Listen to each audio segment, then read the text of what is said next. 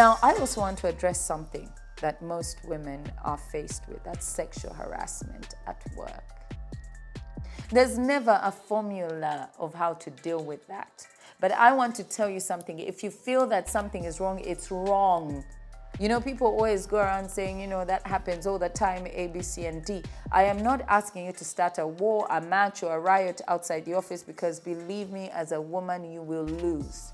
What I say is sometimes, if it is so aggressive that it's a place that you do not need to be, there's two actions you need to take. You either need to quit your job, because for you to have taken that job, you're just as good as the next person, and there's always jobs waiting for you. If you feel that whoever you're going to talk to will not give you an audience, please leave. And I say that kindly, please leave. Because if you're in a toxic environment, you'll never perform. You'll never aspire to what you want to be. So please leave. The other option is to take on the person that's sexually harassing you. Understand them, understand their dynamics, understand what will make them stop before you go to HR. A lot of people think, file paperwork, talk to Simanyi who, Sijui who, this one, that one. You know, sometimes as women, we need to understand what they stand to lose. I'm not saying start wars in the office, but understand your combatant and understand what they stand to lose, and then talk to them as humanely as possible, because you're both in the same position. You are there because of merit. No one should ever make you lose your job because they desire you. That is something that we should never ever tolerate. My physical attributes should never make me a target for anyone.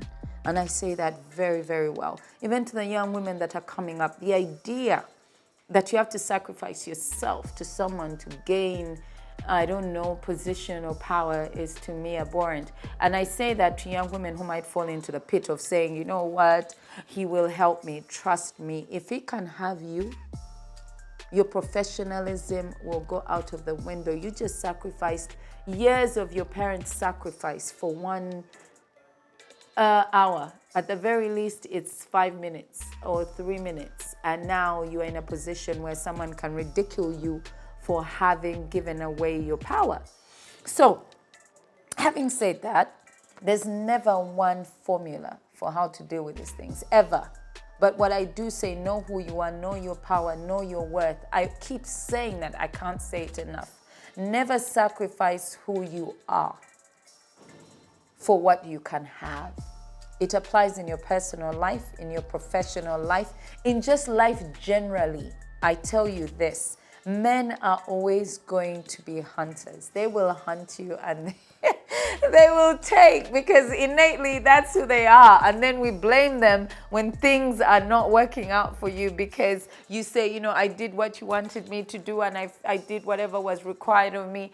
And then we're always the one that's starting to lose. So I say to you, who are you? What is your worth? What does it mean to you? What did your studying give you? If you can't be a woman that actually can stand for something and say, you know what, this isn't working for me, or this isn't what I was trained for, this isn't what my mother sacrificed for, this isn't what my father sacrificed for, this isn't who I want to be, this isn't who I want my daughter to see me as, I don't think that there is anything I can tell you. We learn to stand, we learn to tolerate, and we learn to fight. The Black Phoenix, that's who I am. Have you subscribed?